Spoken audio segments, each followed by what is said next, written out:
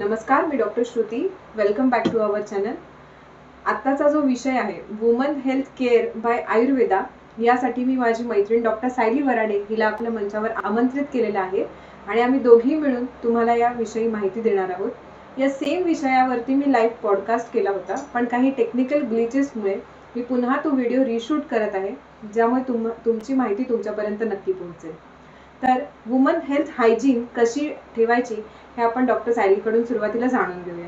Hello, नमस्ते doctor Shruti. Thank you so much, तुम्ही हा मला प्लॅटफॉर्म उपलब्ध करून दिला, जेणेकरून आपण वुमन्स हेल्थ केअरबद्दल डिस्कशन करू शकू.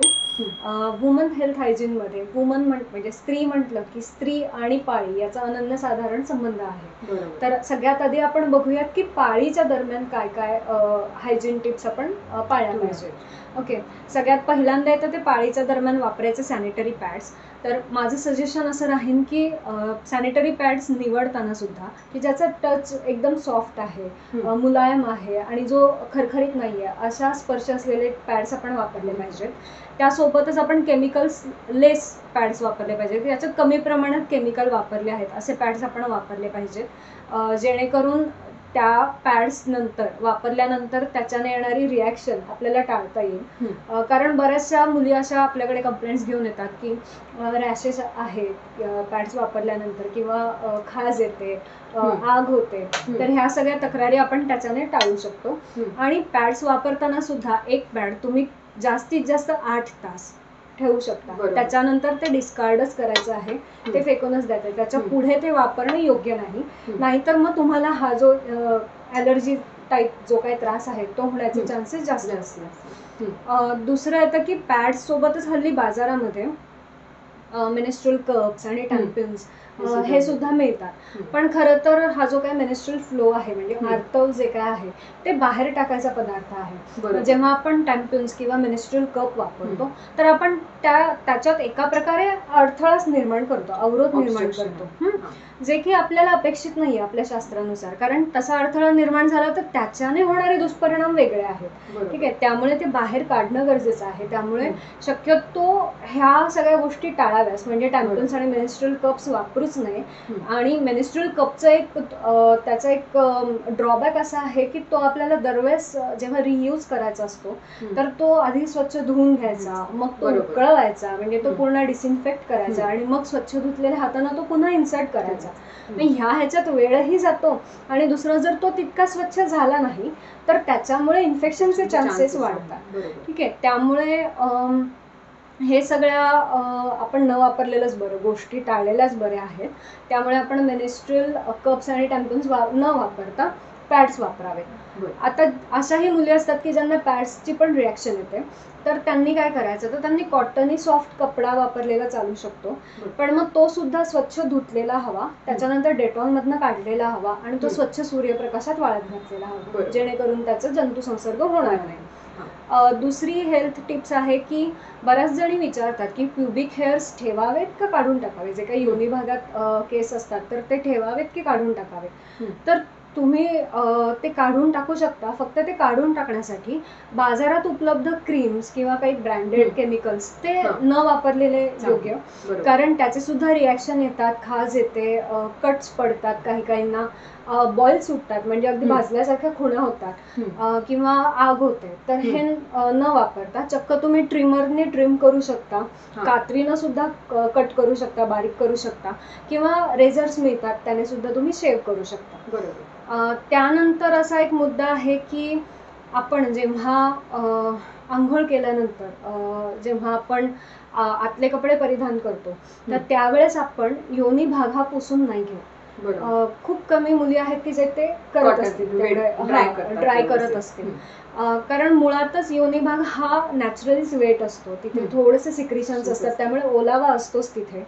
त्याच्यात जर आपण तो स्वच्छ पुसून न घेता अंतर्वस्त्र परिधान केले, म्हणजे आतले कपडे घातले, तर ओलाव्यामध्ये अजून ओलावा तिथे राहणार आणि दिवसभर तो ओलावा राहिल्यामुळे मग तिथे थोडासा जंतुसंसर्ग व्हायचे चान्सेस वाढतात. आणि त्याचा परिणाम म्हणून युरिनरी ट्रॅक इन्फेक्शन सारखे आजार होण्याचे चान्सेस जास्त असतात.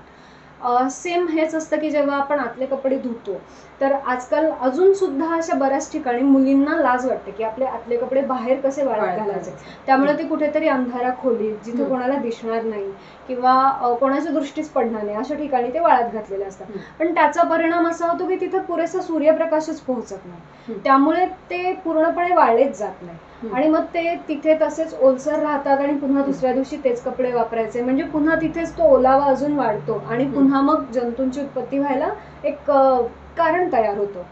तर ते आपण टाळलं पाहिजे. सेम जेव्हा आपण पब्लिक टॉयलेटच्या बाबतीत जेव्हा बघतो की आजकाल बऱ्याच ठिकाणी स्त्रिया आघाडीवर आहेत आणि त्यांना बाहेरही जावं लागतं कामानिमित्त आणि असं बऱ्याचदा होतं की येतो चान्स की आपल्याला पब्लिक टॉयलेट वापरायचं आहे.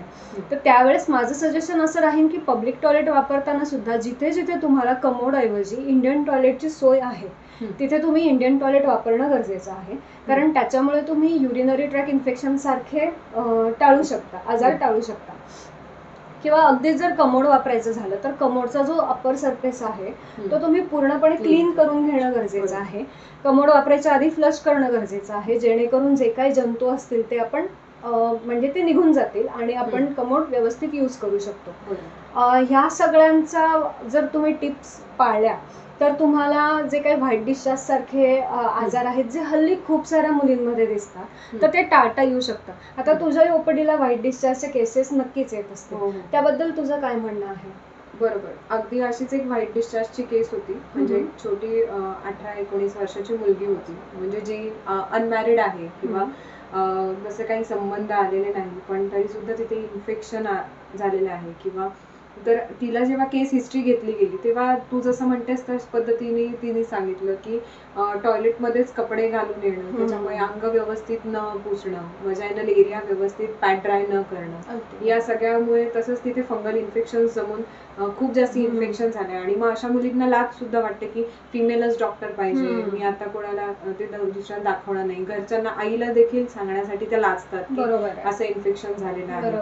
तर मग ह्या सगळ्या गोष्टी आपल्याला हेच समजते की त्यांनी ते किती तू जसं सांगते इनरवेअर्सची हायजीन कशी मेंटेन केली पाहिजे, ह्या फार महत्वाचा मुद्दा आहे. तसंच कुठलेही आपण योनी रोग बघतो म्हणजे वजायनल इन्फेक्शन्स जे पण आहेत त्याचा फर्स्ट सिम्पटम दिसताना आपल्याला सिम्पटम हेच दिसतं की व्हाईट डिस्चार्ज आहे. मग तो करडी असेल किंवा तो हे असेल थिन असेल, थिक असेल, वॉटरी असेल, पण डिस्चार्ज हा फर्स्ट सिम्पटम आपल्याला दिसतं आणि आपली म्हणजे तिकडे आपली हेल्थ आपल्याला सांगते की तुम्हाला अटेन्शनची गरज आहे आणि काहीतरी ट्रीटमेंटची गरज आहे. तर बऱ्याचदा आता नॉर्मली आपण ओपीडी मध्ये पेशंट्सला विचारलं की व्हाईट डिस्चार्ज होतो का, तर पेशंट सांगतात हा नॉर्मल होतो. पण नॉर्मल म्हणजे किती, साधारण चमचा 2 चमचा. तर आयुर्वेद असं सांगतं की व्हाईट डिस्चार्जच नाही झाला पाहिजे. ऍक्च्युली एक चमचा काही एक थेंब सुद्धा होणं हे म्हणजे शरीरासाठी चांगलं नाहीये. तर आयुर्वेदात असे बरेच आजार आपण वाचलेले आहेत की जसं पांडू आहे, जीर्णज्वर आहे, तर ग्रहणी आहे, म्हणजे बऱ्याचदा सामपित्त किंवा अजीर्णामध्ये सुद्धा व्हाईट डिस्चार्ज झालेला दिसतो. बऱ्याचदा पेशंट्स असं पण सांगतात की टॉयलेटला बसलं म्हणजे इंडियन टॉयलेटच्या सेटिंग मध्ये संडासला बसलं की अंगावरून पांढरं जातं. मग ह्याचा संबंध त्यांच्या कोठ्याशी संबंधित असतो, म्हणजे त्यांचं पोट साफ न होणं, त्यांना जंत असणं, अशामध्ये सुद्धा व्हाईट डिस्चार्ज आपल्याला बघायला मिळतो. तर इथे फक्त वजायनाची ट्रीटमेंट किंवा फक्त व्हाईट डिस्चार्ज कमी होण्यासाठी मार्केट अवेलेबल जे फोम्स आहेत, जेल्स आहेत, ते न वापरता इंटरनल मेडिसिन्सची ट्रीटमेंट घेणं तितकंच तिथे महत्वाचं आहे. म्हणजे आतून आजार बरा झाला की व्हाईट डिस्चार्ज हा नॅचरली कमी होणार आहे. तरी घरगुती उपाय म्हणून आपण त्यांना वजायनल डूश सांगू शकतो, म्हणजे साधं स्टराईल वॉटर थोडं लुकवॉर्म असं केलं आणि सिरिंज मध्ये समोरची निडल काढून त्याने आतमध्ये पुश केलं तरी आतून वजायना जी आहे ती क्लीन होते. त्रिफळाचा काढा सुद्धा आपण वापरू शकतो. पुगफल काढा पण सांगितलाय, म्हणजे सुपारीचा काढा हा सुद्धा वापरू शकतात. औषधही आहेत, संशमनी वटी आहे, कुशाणूक चूर्ण आहे, साधं तांदळाचं धुवण सुद्धा घेऊ शकतात. म्हणजे साधारण एक पेलाभर पाण्यामध्ये 1 चमचा तांदूळ कुटून टाकले, त्यांनी भिजवले अर्धा तास आणि मग गाळून घेतले, आपण त्याला तंडूल उदक जे म्हणतो, तर ते सुद्धा त्यांनी जर का जेवणापूर्वी दोन्ही वेळेस घेतलं तर व्हाईट डिस्चार्ज कमी झालेला दिसतो. पण हे तात्पुरतीचे सोल्युशन्स आहेत. जे मेन आजार आहे त्याला रूल आउट करणं आणि त्याची चिकित्सा करणं जवळच्या वैद्यांकडे जाऊन हे त्याच्यासाठी फार महत्वाचं आहे. या सगळ्या आजारांमध्ये ग्रॅज्युअली म्हणजे बऱ्याच मुलींना अनार्थव असतो, म्हणजे पिरियड्सच नाही आले आणि तरी सुद्धा त्यांना असं की ठीक आहे बाबा येऊ दे, पण त्याचा शरीरावरती परिणाम इम्पॅक्ट होऊ शकतो. तर तसं अनार्थवाबद्दल तू काय सांगशील? हो, अनार्थव म्हणजे अमेनोरिया, म्हणजे पिरियड्स न येणं. तर बघ, साधारण कसं असतं की वयाच्या 12व्या वर्षापर्यंत जी मुलगी सुदृढ आहे, जिचे धातू परिपूर्ण व्यवस्थित झालेले तयार आहे. झालेले आहेत, त्यांना 12व्या वर्षापर्यंत रजोदर्शन होतं, म्हणजे पिरियड्स येते. आता या बाबतीत पण असं आहे बघ की पहिल्यांदा जेव्हा पिरियड येते त्याच्यानंतर ती सलग दर महिन्याला नाहीये, तर ती तेव्हा नॅचरलीच थोडासा गॅप जातो पिरियड्स येण्यामध्ये, म्हणजे 2 ते 3 महिन्यानंतर पुढची पाळी येते. तर त्यावेळेस पालकांनी घाबरून जाऊ नये की हे असं का झालं, म्हणजे काही व्याधी आहे का, काही आजार आहे का, तर नाही. हे पहिल्या वर्ष जेव्हा पिरियड सुरू होते त्याच्यात एक 12 महिने म्हणजे पहिले वर्ष असं धरून चालायचं की तेव्हा ती अशीच होणार, डिस्टर्बच असणार आहे, थोडीशी पुढे मागेच होणार आहे, महिन्याच्या महिन्याला येणार नाही, तर ते नॅचरल आहे. पण नंतर सुद्धा जर तुम्हाला पिरियड्स येत नसेल 6-6 महिन्यांनी वगैरे, तर त्याला कारणीभूत अशा गोष्टी असू शकतात, काही व्याधी असू शकतात, जसं की तू पांडूचा उल्लेख केला की शरीरात जर रक्तच नसेल तर ते बाहेर कुठून पडणार, तर पांडूसारखा व्याधी आहे. त्यानंतर पीसीओडी सारखे आजार आहेत की ज्याच्यात ओव्हरीज मध्ये सिस्टच होतं, म्हणजे ओव्ह्युलेशनच होत नाही, की जे बीज बाहेर पडायला पाहिजे ते बाहेर पडतच नाही आणि ते बीज तसंच ते ओव्हरीज मध्ये राहतं. त्याच्यामुळे ते इरेग्युलर मेनिस्ट्रेशन होतं, म्हणजे तिथे पाळी येतच नाही. त्याच्यानंतर हायपोथायरॉइडिझम सारखे आजार आहेत की ज्याच्यात हार्मोनल इम्बॅलन्सिंग होतं आणि त्याच्यामुळे पाळी येत नाही. ठीक आहे. त्यानंतर आता आपली लाईफस्टाईल इतकी चेंज झाली आहे की आपण सदैव बसूनच असतो, आपल्या शरीराची हालचालच होत नाही, आणि त्याच्यात आपण जंक फूड खातो, म्हणजे कफप्रधान आहार विहार जो काही घेतो, त्याच्यामुळे सुद्धा पाळी पुढे जाण्याचे किंवा एखाद दुसरा महिना स्किप व्हायचे चान्सेस जास्त असतात. त्यानंतर अव्यायाम, म्हणजे व्यायाम करायला हल्ली कोणाला वेळच नाहीये. व्यायाम न झाल्यामुळे पुन्हा तेच की शरीराची हालचाल होत नाही, त्यामुळे पुन्हा अनार्तव दिसतो. तर या सगळ्यामध्ये आणि यासोबतच सगळ्यात महत्वाची की प्रेग्नन्सी, जेव्हा प्रेग्नन्सी राहते तेव्हा अमेनोरिया असतो, पिरियड्स येत नाही. तर जेव्हा असं जाणवेल की आपल्याला पाळी नाही आलेली, 1-2 महिना स्किप झाला आहे आणि आपल्याला घरगुती काय ट्राय करून बघायचं आहे असेल, तर माझं सगळ्यात पहिलं सजेशन असं राहील की आधी तुम्ही UPT करून घ्याल. जर ती प्रेग्नन्सी टेस्ट निगेटिव्ह आली तर मग तुम्ही घरी ट्राय करू शकता काळ्या तिळाचा काढा, जो की आपण कसा करतो की 2 कप पाणी घ्यायचं, अर्धा चमचे काळे तीळ घ्यायचे. आता उन्हाळा आहे म्हणून आपण अर्धा चमचे सांगतोय, हिवाळ्या आणि पावसाळ्यात तुम्ही 1 चमचा तीळ घेऊ शकता. तर अर्धा चमचे काळे तीळ घ्यायचे, ते उकळवायचे आणि 1 कप उरल्यावर तो गाळून प्यायचा. असाच तुम्ही ओव्याचं पाणी सुद्धा घेऊ शकता, ओवा सुद्धा उष्ण जातो. शक्यतो उष्ण पदार्थ घ्यायचे आहार विहारात, म्हणजे आहारात उष्ण पदार्थ घ्यायचे. त्यासोबतच तुम्ही व्यायाम करायला पाहिजे. पपई सारखं जे काही उष्ण फळ आहे ते खायला पाहिजे. व्यायामामध्ये तुम्ही सूर्यनमस्कार करू शकता, कारण त्याच्यात पूर्ण बॉडीला स्ट्रेच पडतो, सगळे आसनं इन्क्लूड होतात, त्यामुळे अगदी पायापासून ते डोक्यापर्यंत सगळ्या अवयवांना व्यायाम होतो. त्याच्यासोबतच तुम्ही वॉकिंग केलं पाहिजे, म्हणजे 30 मिनिटं ब्रिस्क वॉक हे तुम्ही दररोज केलं पाहिजे. आणि हे सगळं करून सुद्धा जर तुम्हाला 7 दिवसात पाळी नाही आली तर मग तुम्हाला तुमच्या अनार्तवाचं, म्हणजे पाळी न येण्याचं मूळ कारण काय हे जाणून घेणं गरजेचं आहे, आणि त्यासाठी तुम्हाला जवळच्या तज्ज्ञांचा सल्ला घेणं गरजेचं आहे. आणि त्याच्यावरती तुम्हाला मग औषधी उपचार घेणं गरजेचं आहे, ज्याच्यामध्ये आपल्याकडे रजप्रवर्तिनी सारख्या वटी आहेत, किंवा जे मूळ कारण असेल, पीसीओडी साठीच्या ट्रीटमेंट्स काही गरजेच्या असतात, हायपोथायरॉइडिझमच्या काही ट्रीटमेंट गरजेच्या असतात. त्याच्यासोबतच पंचकर्मामध्ये आपण वमन विरेचन बस्ती असे पंचकर्म सुद्धा करून घेऊ शकतो. तर ह्या सगळ्यांची तुम्हाला गरज असते. पण अनार्तवासोबतच कधी कधी अत्यार्तव आणि कष्टार्तवही दिसतं. अशा केसेसचा अनुभव काय सांगतो तुझा? जसं की म्हणजे कष्टार्तव म्हणजे काय, तर डिस्मेनोरिया, म्हणजे पाळी येते पण पेनफुल मेन्स्ट्रुएशन आहे, म्हणजे 1 ते 4 दिवसच पिरियड्स अंगावरून जाणार आहेत, पण ते असह्य वेदना असतात. पेशंट सांगतो की खूप इतकं असह्य आहे की मी चालू पण शकत नाही, उभं पण राहू शकत नाही. तर हे नॉर्मल आहे का, तर नॉर्मल नाही. बऱ्याचदा त्यांना समजावलं जातं आईकडून ताईकडून की ठीक आहे, नॉर्मल आहे, पिरियड्स मध्ये ना दुखतं पोटात, नाही दुखायला पाहिजे. जसं सहज तुम्हाला मलप्रवर्तन होतं, संडास करताना जितकं नाही दुखत, सहज होते, तितकंच पिरियड्सला तुम्हाला सहज फ्लो झाला पाहिजे. त्यातून गाठी पडणं किंवा त्यावेळेस खूप सिव्हिअर पीळ पडणं पोटामध्ये, हे सगळं वाताचं अनुलोमन नाहीये असं दर्शवतंय, म्हणजे वात अडकतोय तुमचा बाहेर प्रवर्तन होताना. मग अशा वेळेस साधा दशमुळाचा काढा किंवा दशमुळारिष्ट अशी औषधं जरी घेतली तरी सुद्धा वाताचं अनुलोमन होणार आहे. थोडंसं ओटी पोटाला तेल लावून शेकलं किंवा बेंबीत तेल सोडून अनुलोम गतीने तुम्ही मसाज केला क्लॉकवाईज डिरेक्शनने, तरी सुद्धा वात तिथलं सुटणार आहे आणि दुखायचं कमी होणार आहे. बरोबर. तसंच अत्यार्तव म्हणजे काय, की मेनोरेजिया किंवा एक्सेसिव्ह ब्लिडिंग, मग तिथे 4 दिवसांच्या पेक्षा जास्ती पिरियड्सला फ्लो होतो. तसंच पॅड्स सुद्धा जास्ती चेंज करायला लागतात, दिवसातून 4 ते 5 पॅड्स चेंज करायला लागतात. जी सायकल आहे मेन्सेसची ती सुद्धा 28 दिवसांच्या आधीच येते, 21 दिवस किंवा 15 दिवस लगेच येते, जास्ती दिवस फ्लो होतो. हे सगळं आत्यार्थवाची लक्षणं. तर जसं आयुर्वेदात काही आजार सांगून ठेवलेत की अधोघ रक्तपित्त आहे, बरोबर. तर अधोघ रक्तपित्त म्हणजे रक्त आणि पित्त हे दूषित झाले, एकमेकाच्या अनुषंगाने राहतं रक्त आणि पित्त.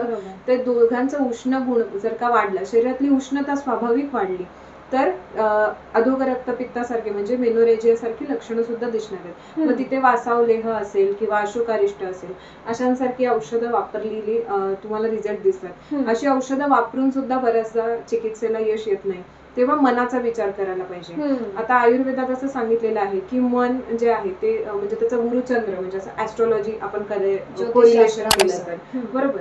तर आपण जसं बघतो की पौर्णिमा अमावस्याची ही जी सायकल आहे म्हणजे ती 30 दिवसांची असते की दर 30व्या दिवशी पौर्णिमा येणार. सेम सायकल आपल्या मेन्सेसची असते. म्हणजे आपल्या शरीराची, आपल्या मेन्स्ट्रुअल सायकलची आणि मनाचा संबंध कुठेतरी आहे. मग ज्या बायकांचा स्वभाव चिडचिडा असतो, रागा करणारा असतो, त्यांची नॅचरली पित्ताची दृष्टी बनत जाते आणि त्याच्यामुळे हेवी फ्लो सुद्धा व्हायला लागतो. तर इथे आपण हे कन्सिडर केलं पाहिजे की इतर चिकित्सेसोबत मनाची चिकित्सा करणं तितकंच महत्वाचं आहे, ज्याच्यामुळे अत्यार्थवात त्यांना खूप लवकर रिझल्ट अजून येऊ शकतात. यासोबतच आपण जेव्हा हे सगळं बघायला लागतो तेव्हा आपल्याला इन्फर्टिलिटी हे सुद्धा दिसायला लागतं, बरोबर. तर मग आता या सगळ्या आजारांना म्हणजे योनिरोग का सांगितले किंवा ऍट द एंड म्हणजे महत्वाचा टप्पा जो स्त्रीच्या आयुष्यातला असतो तो म्हणजे गर्भधारणा, बरोबर. तर त्यासाठी आजकाल इन्फर्टिलिटी खूप जास्ती वाढलेली आहे. मग primary infertility, secondary infertility. Primary म्हणजे 1 वर्ष लग्नाला होऊन गेलं, संबंध येत आहेत, पण तरी सुद्धा 1 वर्षांनी सुद्धा कन्सीव्ह होत नाही नॅचरली, त्याला आपण म्हणतो प्रायमरी इन्फर्टिलिटी. सेकंडरी म्हणजे पहिलं एक बेबी आहे पण सेकंड होताना मात्र राहत नाहीये, चान्सेस अबॉर्शन होत आहे किंवा गर्भधारणा होत नाही, त्याला आपण म्हणूया सेकंडरी इन्फर्टिलिटी. तर या सगळ्याचा विचार आयुर्वेदाने कसा केलाय ते मी एकदम थोड्या ह्याच्यात सांगते, बरोबर. तर आयुर्वेदामध्ये बंधत्व सांगताना 4 गोष्टी महत्वाच्या सांगितलेल्या आहेत. जसं ऋतू आहे, क्षेत्र, अंबू आणि बीज. तर ऋतू म्हणजे जसं की एखादं बीज पेरून आपण त्याचं झाड होण्यासाठी फेवरेबल क्लायमेट पाहिजे, जर योग्य पाणी पाहिजे, फर्टिलायझर्स त्याला व्यवस्थित पाहिजे, तर माती, क्षेत्र, ओके. तर तसंच गर्भधारणेसाठी पण या 4 गोष्टी महत्वाच्या आहेत. तर इथे आयुर्वेदात ऋतू सांगताना काय सांगितलंय की रज म्हणजे मेन्स्ट्रुएशन किंवा मेन्स्ट्रुअल फ्लो तुमचा कसा आहे, त्या मेन्स्ट्रुअल फ्लो होतानाची काळजी तुम्ही घेतलीये का, ओव्ह्युलेशन तुमचं व्यवस्थित होतंय का, म्हणजे 12व्या ते 16व्या दिवसापर्यंतचा ओव्ह्युलेशनचा टाइम आहे, म्हणजे तो ओव्ह्युलेटरी फेज आहे की तेव्हा जर का इंटरकोर्स आला असेल तर गर्भधारणेचे चान्सेस हे जास्ती आहेत इतर दिवसांपेक्षा, बरोबर. तर हे सगळं ऋतू मध्ये वर्णन केलेलं आहे. तर रजस्वला परिचर्या पालन करताना देखील म्हणजे मेन्स्ट्रुएशन्स असताना देखील असं आहारात काय काय बदल करावे हे सांगितले की वृक्ष आहार करा, म्हणजे तेव्हा मैद्याचे, बेकरीचे पदार्थ, जास्ती भात खाणं किंवा अशा म्हणजे आतमध्ये ओलावा निर्माण करणाऱ्या गोष्टी कमी खायला सांगितल्या, किंवा जास्ती हॉर्मोनल इम्बॅलन्स करतील अशा गोष्टी कमी सांगितल्या. लोणचं वगैरे पण हे सुद्धा कमी करायला सांगितलं, बरोबर. पापड आणि असे क्षारयुक्त पदार्थ हे सगळे कमी करायला सांगितले. तसंच संबंध कधी ठेवायचे, तर ओव्ह्युलेटरी फेज मध्ये जर गर्भधारणेच्या हिशोबाने संबंध ठेवायचे असेल तर साधारण त्या फेज मध्ये ठेवलेल्या जास्ती गर्भधारणेसाठी लाभदायक असतील अशा पद्धतीचं सांगितलंय.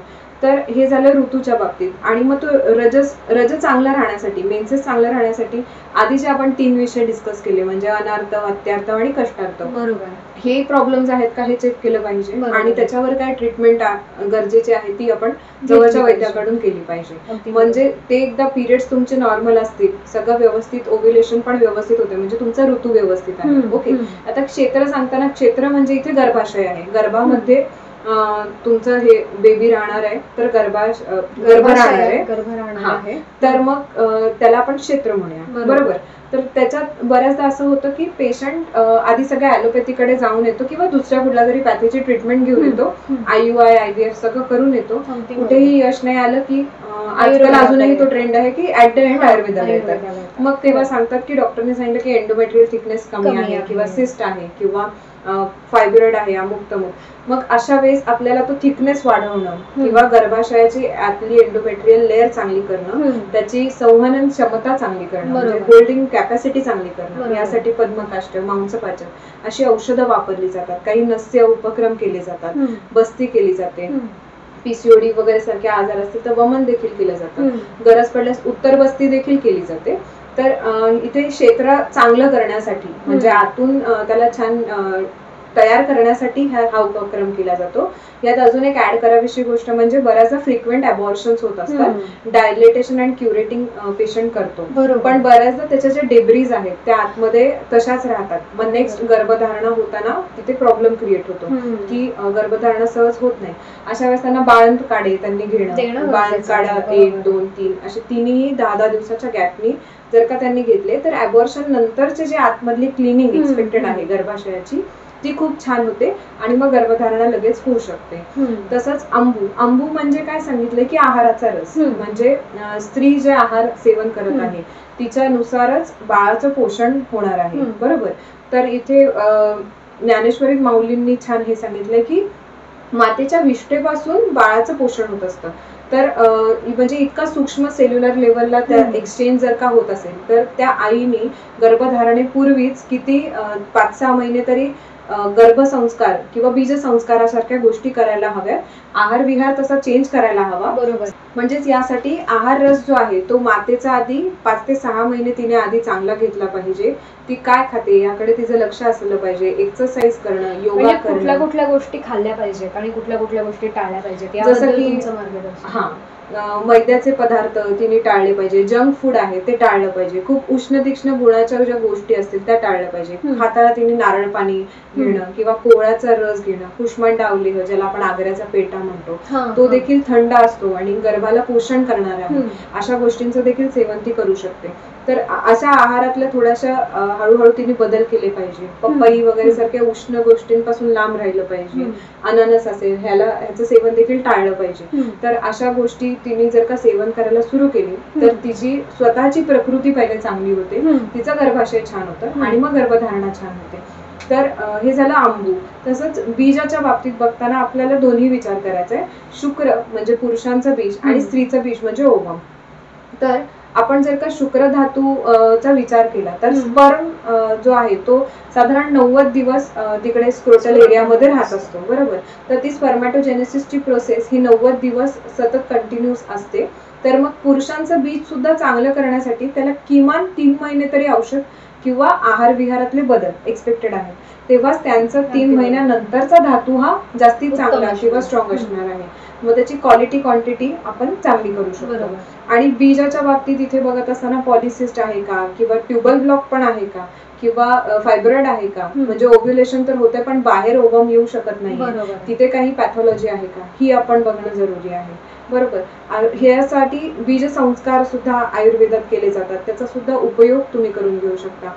बीज जर का चांगलं नसेल म्हणजे स्त्री आणि पुरुष दोघांचं पण, समजा एखादा दोघांनाही गुदगत व्याधी आहेत म्हणजे अॅनल रिजनशी संबंधित काही आजार आहेत, तर बऱ्याचदा बेबीला सहज अर्श झालेलं दिसतं. सहज म्हणजे जन्मापासून, अर्श म्हणजे पाईल्स. तर म्हणजे काय की जन्मापासून आई वडिलांना ज्या ज्या अवयवाची विकृती आहे ती विकृती बाळामध्ये येते आणि ती मोठ्या स्वरूपात येते. कारण दोघांचे अवयव तिकडे वीक होते आणि मातृष पितृष भाव बाळामध्ये रिफ्लेक्ट होताना तो लाऊड जास्ती रिफ्लेक्ट होतो. तर मग तशाच पद्धतीचं जुवेनाइल डायबिटीज पण आहे की आई वडिलांपैकी दोघांनाही मधुमेह असेल तर किंवा ऍन्सेस्ट्रल असेल, हेरिडिटरी कॅरी फॉरवर्ड होतं. तर अशा वेळेस देखील बीजावरती परिणाम होतो आणि तो ब्रेक करण्यासाठी बीज संस्कार हे देखील केले जातात. म्हणजे कॅरी फॉरवर्ड होणारी जी बीजदृष्टी आहे ती कमी होऊन जाते. तू खूप छान मुद्दा घेतला आहेस की बीजसंस्कार. पण मी तेच तुला विचारणार आहे की बीजसंस्कारासाठी गर्भ अपेक्षित असताना म्हणजे संतती अपेक्षित असणाऱ्या कपल्सने आपल्याकडे किती वेळ आधी यायला पाहिजे? बरोबर. साधारण 5 ते 6 महिने आधी तरी येणं एक्सपेक्टेड आहे, ज्याच्यामुळे त्यांना शोधन पंचकर्म करणं, बस्ती असेल, त्यांच्या त्यांच्या आजाराच्या अनुषंगाने जे जे पंचकर्म तिथे उपयुक्त असतील ते केले जातील. तसंच काही वसंत कल्पांचा उपयोग देखील केला जातो, जसं सुवर्णमालिनी वसंत आहे, वसंत कुसुमाकर आहे. ते त्या त्या आजाराच्या अनुषंगाने आपण विचार करतो की तिथे कोणता वसंत कल्प वापरायचा. तर ह्यामुळे जे हेरिडिटरी डिसऑर्डर्स आहेत, जे आपल्याला वाटतं की पुढे बाळाला कॅरी फॉरवर्ड होऊ नये, तर तिकडे आपण अशी बीजसंस्काराची ट्रीटमेंट करतो 5 ते 6 महिने आधी, ज्याच्यामुळे नंतर गर्भधारणा झाल्यानंतर बाळामध्ये ते येण्याचे चान्सेस फार कमी असतात. अच्छा. आणि ही ट्रीटमेंट दोघांनाही घेणं कंपल्सरी आहे. बरोबर. ओके. खूप छान मुद्दे होते. फक्त माझं असं राहील, म्हणजे मी एक ऍड ऑन करू इच्छिते की कधी कधी असं होतं बघ, आपल्याकडे पेशंट येतात आणि त्याच्यामध्ये जाणवतं की ऋतू, क्षेत्र, अंबुबीज हे चारही फॅक्टर्स अगदी नॉर्मल आहेत, म्हणजे त्याच्यात काहीच विकृती नाही, तरी सुद्धा गर्भधारणा होत नाही. तर ह्याच्यासाठी या परिस्थितीत ना आपल्याला 5वा जो फॅक्टर आहे मन, त्याच्यावरती लक्ष देणं गरजेचं राहतं. कारण कसं होतं की आचार्य चरकांनी आपल्या आयुर्वेदात सांगितलेलंच आहे की सौमनस्य गर्भधारणा, म्हणजे गर्भधारणेसाठी मनाचं सुस्थितीत असणं, आनंदी असणं गरजेचं असतं. जेव्हा आपल्याकडे कपल येतो तो बऱ्याच ठिकाणी फिरून आलेले असतात ते दोघंही, आणि जेव्हा ॲलोपॅथीकडे जातात तेव्हा प्रॉपर त्यांना आधी तेच सांगितलं जातं की ओव्ह्युलेशन स्टडी हा केला जातो. ओव्ह्युलेशन स्टडीमध्ये कसं की त्यांना सांगितलं जातं की आता 2 दिवसात ग्राफिन फॉलिकल रप्चर होणार आहे, बीज बाहेर पडणार आहे आणि तुमचे तेव्हा संबंध आले तर गर्भधारणा होईल, त्यामुळे तुम्ही त्या दिवसांमध्ये संबंध ठेवा असं सांगितलं जातं. आणि मग काय होतं की ती जी कृती आहे, गर्भधारणेसाठी आवश्यक जी कृती आहे, ती एक दिलेलं काम म्हणून ते केलं जातं, पण त्याचा मनापासून आनंद घेतला जात नाही. त्यामुळे तेव्हा मन हे प्रचंड प्रेशर खाली असतं की या 4 दिवसात संबंध आलेच पाहिजे, या 4 दिवसात संबंध आलेच पाहिजे. आणि त्याच्यामुळे काय होतं की बऱ्याचदा असे जेंट्समध्ये पण जाणवतं की जेव्हा ते अंडर प्रेशर असतात तेव्हा इरेक्टाईल डिस्फंक्शनचा त्रास त्यांना होतो, की इरेक्शनच तेवढं जाणवत नाही आणि त्याच्यामुळे पेनिट्रेशन तितकं जाणवत नाही आणि त्यामुळे त्यांना गर्भधारणा होऊ शकत नाही, कारण तो जॉयच त्याच्यातनं गेलेला असतो, आनंद घेणंच त्या प्रोसेसचा ते विसरलेले असतात. त्यामुळे त्या अवस्थेत सुद्धा मनाचं शांत राहणं, मन सुस्थितीत असणं किंवा मन आनंददायी असणं हे गरजेचं असतं. मग ह्याच्यात आपण काय करू शकतो की आयुर्वेदानुसार त्याच्यात आपण प्राणायामासारखे व्यायाम करू शकतो की त्याचा उपयोग होतो. अनुलोम विलोम सारखे काही प्राणायाम आहेत, त्याचा उपयोग होतो. ओंकार गुंजनचा उपयोग होतो, ज्याच्यामुळे स्ट्रेस कमी होतो. आणि अगदी मला तर असं वाटतं की जेव्हा असे कपल्स आपल्याकडे येतात तर आपण त्यांना ना ओव्ह्युलेशन स्टडी न देता जे काही नॅचरली चेंजेस ओव्ह्युलेशनच्या दरम्यान स्त्रीमध्ये होतात ते ऑब्झर्व करून आपण त्यांना संबंध ठेवायला सांगितले पाहिजे. कारण नॅचरलीच असं असतं की जेव्हा स्त्रीमध्ये ओव्ह्युलेशन होतं तेव्हा ती स्वतःहून आपसुकच गोड दिसायला लागते, आकर्षित दिसायला लागते, सुंदर दिसायला लागते आणि तिच्या मनात सुद्धा गर्भधारणेसाठी म्हणून ते कामोत्तेजना निर्माण होते, ती इच्छा निर्माण होते की आता संबंध आले पाहिजेत. हे जेव्हा जाणवतं ना तेव्हा ती ओव्ह्युलेशन पिरियडमध्ये असते आणि तेव्हा त्या दरम्यान जर आपण कपल्सला कुठेतरी निसर्गरम्य ठिकाणी जाण्यास सांगितलं की जिथे खूप छान वातावरण असेल, की ज्यानं मन प्रफुल्लित होईल, आनंददायी होईल, आल्हाददायक होईल, तर अशा ठिकाणी ना त्यांना गर्भधारणा व्हायचे चान्सेस, नॅचरली कन्सिव्हचे चान्सेस खूप जास्त टक्क्यांनी असतात. आणि असे नॅचरली कन्सिव्ह झालेले पण बघितलेले आहेत. यासोबतच जेव्हा आपण मन म्हणजे जेव्हा आपण ती ऍक्ट करणार आहोत, कपल्स जेव्हा ती ऍक्ट करणार आहेत त्यावेळेस त्याच्या आधी त्यांनी असं छान मैत्रीचं वातावरण किंवा एक असं रोमॅन्टिक गाणं वगैरे असं ऐकून जर त्यांनी त्या ऍक्टला सुरुवात केली तर कसं असतं, गाण्याचा पण आपल्या शरीरावर परिणाम होतो, मनावर परिणाम होत असतो. तर ते सगळं चेंज करण्यासाठी म्हणून म्युझिक थेरपीचा पण तिथे आपण उपयोग करू शकतो. बरोबर, अगदी छान, खूप छान विस्तृत वर्णन डॉक्टर सायली यांनी आपल्याला केलेलं आहे. आणि आमचा हा व्हिडिओ तुम्ही शेवटपर्यंत बघितला त्यामुळे तुमचे खूप खूप आभार. डिस्क्रिप्शनमध्ये मी आमच्या दोघींच्याही क्लिनिकचे ॲड्रेस आणि फोन नंबर दिलेला आहे. जर 1 to 1 तुम्हाला कन्सल्टेशन करायचं असेल किंवा काही प्रश्न असतील तर तुम्ही आमच्या क्लिनिकला डिरेक्टली येऊ शकता किंवा मेसेज करू शकता किंवा फोन देखील करू शकता. तुम्हाला आमचं क्लिनिक जर खूप लांब असेल तर जवळच्या तज्ज्ञांकडे जाऊन देखील तुम्ही तुमच्या शंकेचं निरसन करू शकता. तुम्हाला काही दुसरा प्रश्न असतील, शंका असतील किंवा वेगळी माहिती ऐकून घ्यायची असेल तर कमेंटमध्ये आम्हाला नक्की विषय कळवा. आम्ही पुढच्या व्हिडिओमध्ये तुमच्या प्रश्नांना नक्कीच उत्तर देण्याचा प्रयत्न करू. भेटूया पुन्हा पुढच्या व्हिडिओमध्ये. तोपर्यंत नमस्कार.